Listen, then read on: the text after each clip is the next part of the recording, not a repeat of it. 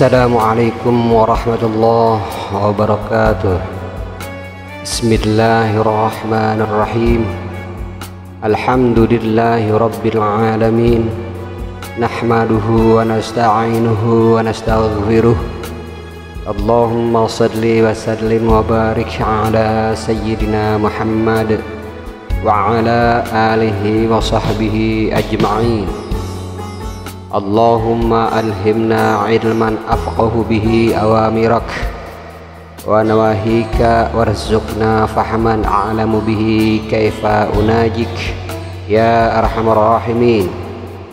Allahumma arzuqna fahman nabiyyin wa hifdzal mursalin wa ilhamal malaikatal muqarrabin bi rahmatika ya arhamar rahimin. Allahumma akrimna binuril faham wa akhrijna min zulumatil waham waftah lana abwaaba rahmatik wa anshur alaina min khazaini ilmik ya arhamar rahimin. Allahumma zidna ilman wa wasi' fi rizqana wa barik lana fi ma razaqtana waj'alna mahbuban fi qulubi ibadik wa azizan fi ayunihim waj'alna wajihan fid dunya wal akhirah wa minal muqarrabin ya kafiran nawar wa ya hasanal fi'ar wa ya qa'iman bila zawar ya mubdi'an bila mithar falakal hamdu wal minnah wa syaraf ala kulli hal walhamdulillahi rabbil alamin. Assalamualaikum warahmatullahi ta'ala wabarakatuh. A'udzu billahi minasyaitonir rajim. Bismillahirrahmanirrahim. Alhamdulillahirabbil alamin. Assalatu wassalamu ala asyrafil anbiya'i wal mursalin. Sayyidina wa maulana Muhammadin sallallahu alaihi wasallam wa ala alihi wa sahbihi ajma'in, amma ba'd. Alhamdulillah, atas kehendak Allah kita berjumpa kembali bersama JSNH Channel membahas tentang keutamaan atau fadilah daripada salawat qamarul wujud yang akan dijelaskan kali ini insyaallah. Adapun syarat daripada sholawat qamarul wujud kurang lebih innallaha wa malaikatahu yusholluna 'alan nabi ya ayyuhalladzina amanu shollu 'alaihi wa sallimu taslima. Allahumma salli ala sayyidina Muhammadin qamaril wujud fi hadzal yawm wa fi kulli yawm wa fi yawmil maw'ud sirra wa jahra fid dunya wal akhirah wa ala alihi wa sahbihi wa sallim. Kurang lebih demikian sholawat qamarul wujud. Adapun terkait keterangan daripada sholawat qamarul wujud ini, yaitu sholawat al-qutbul ghas al-habib Abu Bakar bin Muhammad as-Sagab Gresik. Ini dibaca sahabi sholat subuh setiap hari sebanyak 10 kali. Sekilas tentang biografi atau manaqib daripada Qutbul Ghas Al-Habib Abu Bakar bin Muhammad As-Sagab ini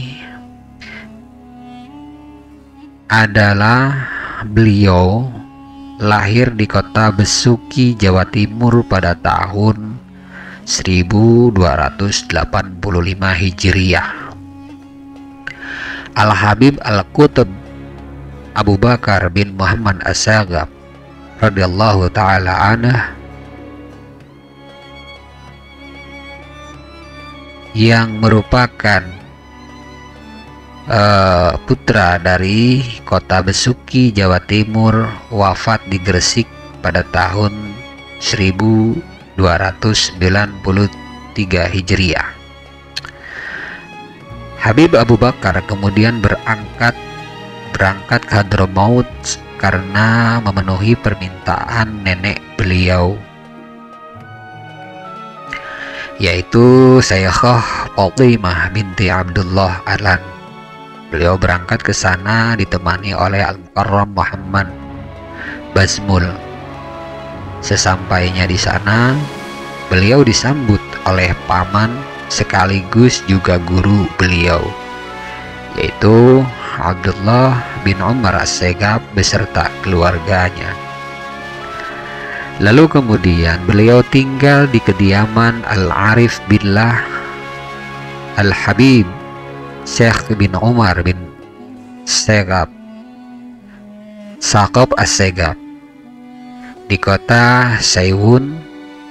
Beliau belajar ilmu fikih dan tasawuf kepada pamannya, yaitu Al-Habib Abdullah bin Umar As-Segaf.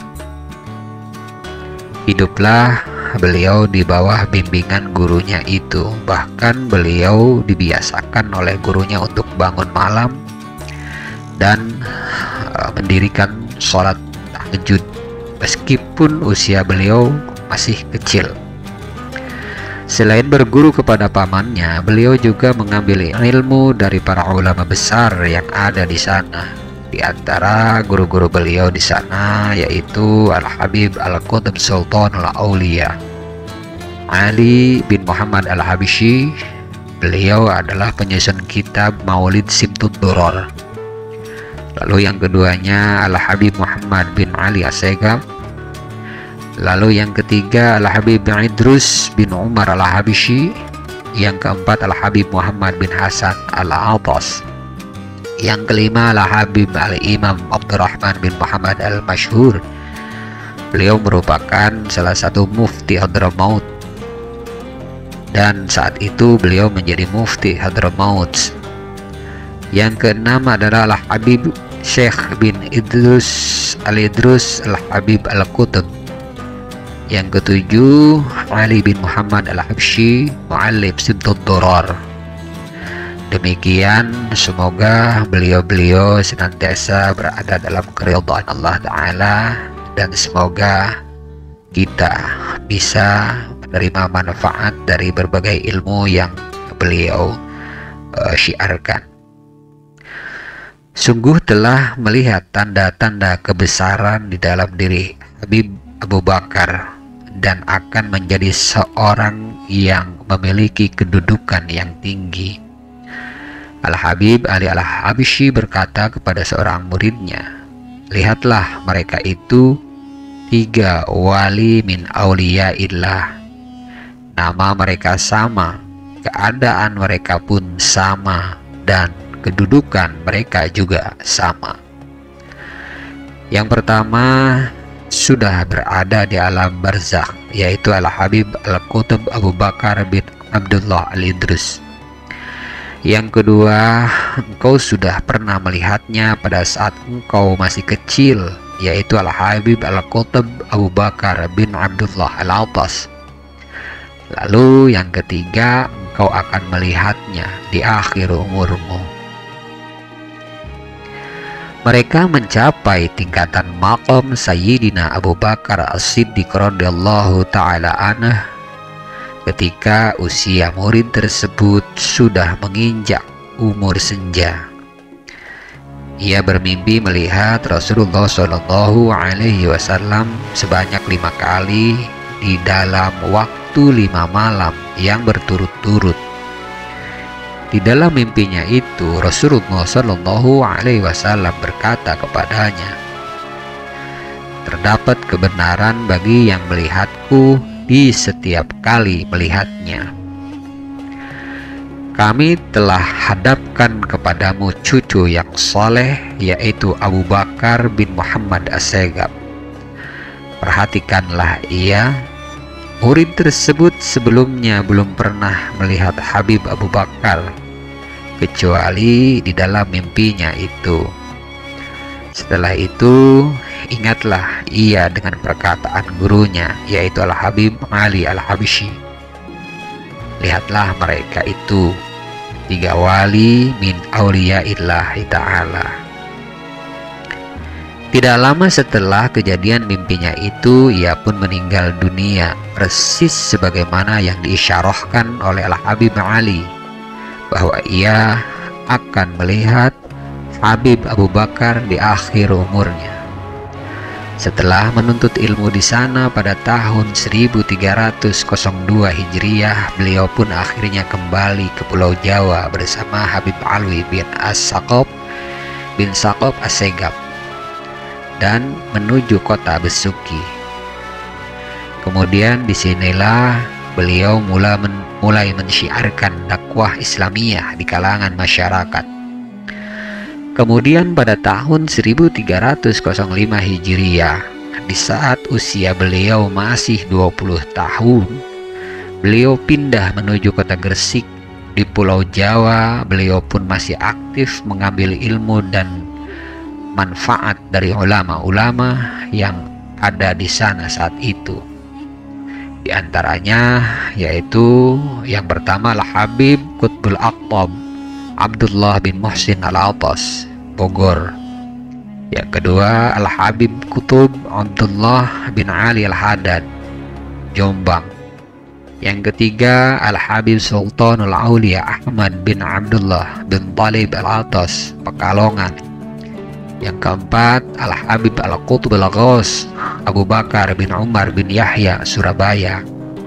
Yang kelima Al-Habib Muhammad bin Idrus Al-Habishi, Surabaya. Yang keenam Al-Habib Muhammad bin Ahmad Al-Muhdar, Surabaya.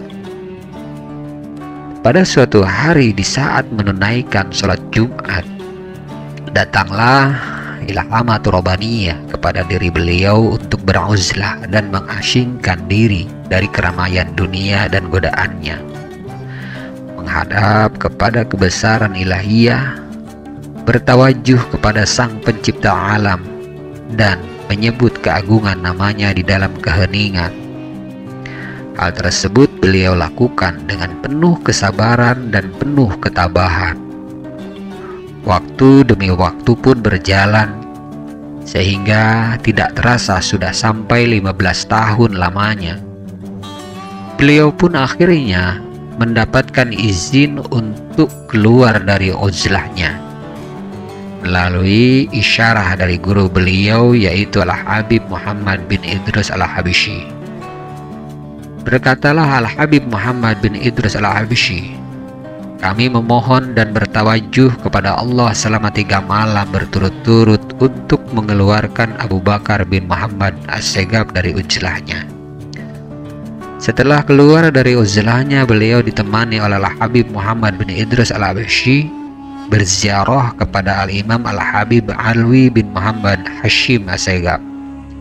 Sehabis ziarah, beliau dengan gurunya itu langsung menuju ke kota Surabaya dan singgah di kediaman Al-Habib Abdullah bin Umar As-Segaf. Masyarakat Surabaya pun berbondong-bondong menyambut kedatangan beliau di rumah tersebut. Tidak lama kemudian, Al-Habib Muhammad bin Idrus Al-Habishi berkata kepada khalayak yang ada di sana, seraya menunjuk kepada Habib Abu Bakar, "Beliau adalah suatu hasanah daripada hasanah keluarga Ba'alawi. Kami membukakannya untuk kemanfaatan manusia, baik yang khusus maupun yang umum." Maka semenjak itu Habib Abu Bakar mulai membuka majelis ta'lim dan zikir di kediamannya di kota Gresik. Masyarakat pun menyambut dakwah beliau dengan begitu sangat antusias. Dakwah beliau tersebar luas, dakwah yang penuh ilmu dan ikhlas, semata-mata mencari keridhaan Allah Ta'ala. Di dalam majelisnya, beliau setidaknya telah mengkhatamkan kitab Ihya Ulumuddin sebanyak 40 kali, dan merupakan kebiasaan beliau setiap kali dikhatamkannya pembacaan kitab tersebut, beliau mengundang jamuan kepada masyarakat luas.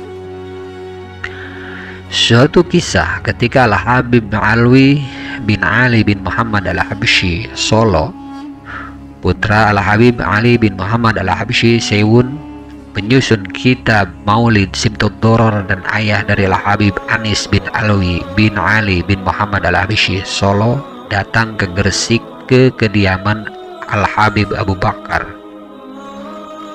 Dalam majelis itu lalu dibacakan kumpulan mimpi Habib Alwi bin Abdullah Al-Idrus yang tinggal di Pekalongan.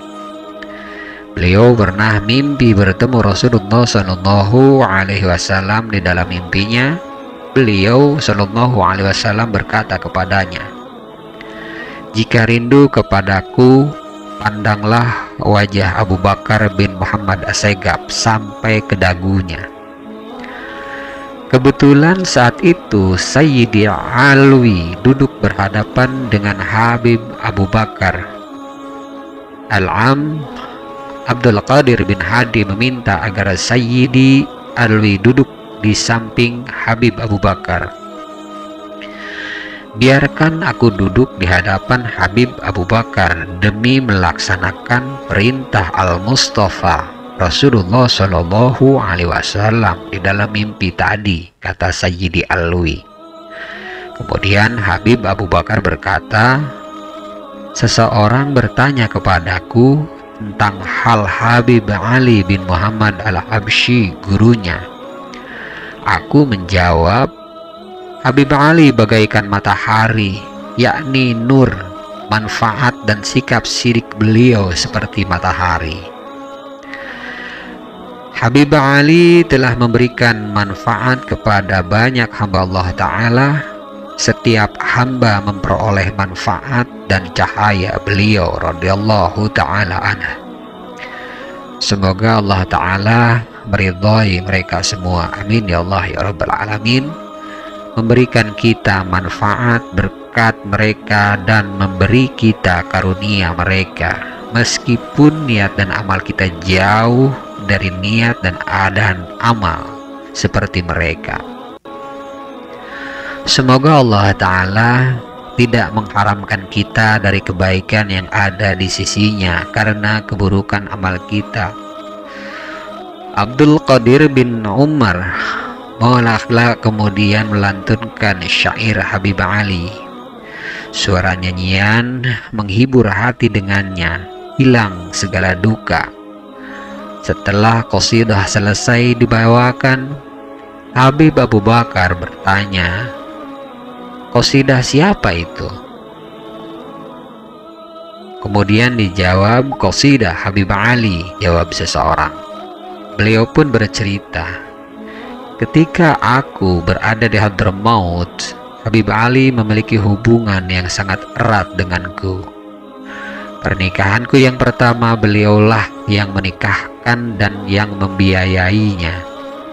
Ketika aku hendak pergi ke Jawa, beliau berkata kepadaku, 'Jika kau ingin menikah lagi, aku akan menikahkanmu.' Namun aku tidak mau. Beliau lalu mengizinkan aku pergi ke Jawa." Setelah diam sesaat, Habib Abu Bakar melanjutkan, "Aku tidak berdiri, duduk atau mengerjakan sesuatu kecuali atas petunjuk beliau, dan beliau selalu ada di dekatku." Habib Abu Bakar berkata kepada Sayyidi Alwi, "Kita semua berada dalam keberkahan ayahmu. Saat ini Habib Ali Al-Habsyi bersama kita di tempat ini, dan setiap hari ia bersamaku di sini."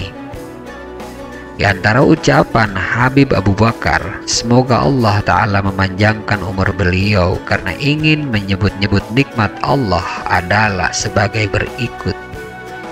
"Saat aku sakit, Al-Mustafa Shallallahu Alaihi Wasallam datang menjengukku, dan aku berada dalam keadaan sadar atau ya Allah. Aku berpelukan dengan beliau di tempat ini sambil menunjuk tempat yang biasa beliau duduki. Sayyidina Al-Faqih Al-Muqaddam juga pernah datang ke tempat ini setelah sholat Ashar dan aku dalam keadaan terjaga. Aku sedang duduk di atas sajadah. Tiba-tiba Sayyidina Al-Faqih Al-Muqaddam datang diapit dua orang lain. Salah seorang di antara mereka berkata, "Kenalkah kau orang ini?" Katanya seraya menunjuk orang yang di tengah. "Tidak," jawabku. "Beliau adalah kakekmu. Beliau adalah Sayyidina Al-Faqih Al-Muqaddam," kata orang itu. Semoga Allah Ta'ala meridai mereka semua dan memberi kita manfaat di dunia dan akhirat berkat mereka. Sayyidina Al-Arif Billah Nuruddin Imamul Muttaqin Ali bin Muhammad Al-Habsyi dalam kalam beliau berkata, "Ahwal kaum arifin tidak bisa dijangkau akal manusia. Diperlukan iman untuk mempercayainya dan kepasrahan kami taslim untuk mempercayai dan untuk membenarkannya." Imam Abu Qasim Al-Junaidi radhiyallahu ta'ala anhu berkata, "Membenarkan pengetahuan kami merupakan kewalian yang kecil. Kami beriman kepada Allah Ta'ala dan segala sesuatu yang datang darinya dan dari Rasulullah Shallallahu Alaihi Wasallam, serta keistimewaan yang diberikan oleh Allah Ta'ala kepada para walinya. Semoga Allah Ta'ala tidak mengharamkan segala kebaikan yang ada di sisinya karena keburukan-keburukan kami. Kami hanya dapat berkata, ya Allah, tunjukilah kami jalan yang lurus, yaitu jalan orang-orang yang telah Engkau beri nikmat, bukannya jalan orang-orang yang dimurkai, dan bukan pula jalannya orang-orang yang sesat. Beliau adalah seorang yang gairahnya begitu tinggi dalam mengikuti jalan, atribut, dan akhlak keluarga serta salafnya Sa'adah Bani Alawi. Majelis beliau senantiasa penuh dengan mudzakarah dan irsyad menuju jalan para pendahulunya. Majelis beliau tidak pernah kosong dari pembacaan kitab-kitab mereka. Inilah perhatian beliau untuk tetap menjaga thariqah salafnya dan berusaha berjalan di atasnya. Qadaman ala qadamin bijiddin auza'i. Itulah yang beliau lakukan semasa hayatnya, mengajak manusia kepada kebesaran ilahi. Waktu demi waktu pun berganti, sampai kepada suatu waktu di mana Allah Ta'ala memanggilnya. Di saat terakhir dari akhir hayat beliau, beliau melakukan puasa selama 15 hari. Dan setelah itu, beliau pun menghadap ke haribaan ilahi. Beliau wafat pada tahun 1376 Hijriah pada usia 91 tahun. Jasad beliau disemayamkan di sebelah Masjid Jami' Gresik. Walaupun beliau sudah berpulang ke rahmatullah, kalam-kalam beliau masih terdengar dan masih membekas di hati para pendengarnya. Akhlak-akhlak beliau masih menggoreskan kesan yang mendalam di mata orang-orang yang melihatnya. Hal ihwal beliau masih mengukir keindahan iman di kehidupan para pecintanya. Semoga sholawatnya merupakan wasilah kita kepada beliau untuk usul kepada Allah Ta'ala sampai ke hadirat Rabbul Izzati Allah Azza wa Jal radhiyallahu anhu wa rada anhu. Allahumma amin ya Allah ya Rabbal Alamin. Demikian sekilas singkat daripada biografi penyusun daripada sholawat Qamarul Wujud ini, yaitu sholawat, yaitu beliau adalah Al-Qutbul Ghaus Al-Habib Abu Bakar bin Muhammad As-Saqaf, Gresik. Semoga bermanfaat bagi para mustami dan semoga terilhami di dalam giatnya membaca sholawat kepada Rasulullah Shallallahu Alaihi Wasallam. Kurang lebih saya mohon maaf jika ada kata-kata atau kalimat saya yang mengandung kesalahan. Hal tersebut merupakan kebodohan dan kesalahan saya secara mutlak, dan saya mohon maaf serta memohon ampunan kepada Allah Ta'ala. Namun jika ada kebenaran di dalamnya, di dalam ucapan saya, maka hal tersebut semata-mata mutlak kebenaran datang dari Allah Ta'ala, bukan dari saya. Insyaallah kita akan berjumpa kembali pada segmen yang lain. Kurang lebih sekian, wabillahi taufiq wal hidayah. Wassalamualaikum warahmatullahi ta'ala wabarakatuh. Bismillahirrahmanirrahim. Allahumma inna nastauda'nak ma qara'nah wa ma katsabnah wa ma sami'nah. Allahumma ya alim ya alim ya alim, adlimna min ilmik wa afhimna ank wa asmi'na mink wa basirna bik wa aqimna bi syuhudik wa arifna at-tariqa ilaik wa hawinha alaina bi fadlik wa albisna libasat taqwa minka walaka innaka ala kulli syai'in qadir walhamdulillahi rabbil alamin. Bismillahirrahmanirrahim. Subhanakallahumma wa bihamdik asyhadu an la ilaha illa ant astaghfiruka wa atubu ilaih. Subhana rabbika rabbil izzati amma yasifun wa salamun alal mursalin walhamdulillahi rabbil alamin. Allahumma aqsim lana min khasyatik ma tahulu bihi bainana wa baina ma'asik wa min ta'atik ma tubadlighuna bihi jannatik wa minal yaqin ma tuhawwin mat'ana bi asma'ina wa basarina wa quwwatina ma ahyaitana waj'alhu al-waritha minna waj'al tha'rana ala man zalamana wansurna ala man adana wa la taj'al musibatana fi dinina wa la taj'alid dunya akbar hammina wa la mablagha ilmina wa la tusallit alaina man la yarhamuna ya arhamar rahimin walhamdulillahi rabbil alamin.